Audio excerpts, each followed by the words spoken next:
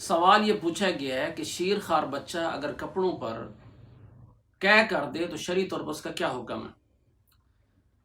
بچے کی قے کا وہی حکم ہے جو ایک بڑے آدمی کی قے کا حکم ہے۔ اگر وہ منہ بھر کر قے کر دے اور وہ کپڑوں پر 1 درہم کی مقدار لگ جائے تو اس کو پاک کرنا ضروری ہے۔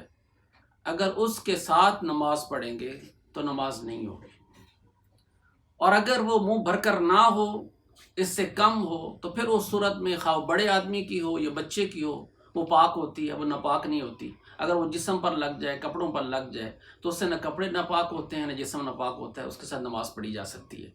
ہاں البتہ ایک بات ذہن میں رکھیں کہ بس اوقات ایسے ہوتا ہے کہ بچہ جو منہ سے چیز نکالتا ہے وہ حلق کے اندر سے نیچے سے نہیں نکال رہا ہوتا، بلکہ منہ کے اندر جو دودھ وغیرہ ہوتا ہے فیڈر کے ذریعے سے ویسے وہی باہر نکال دیتا ہے۔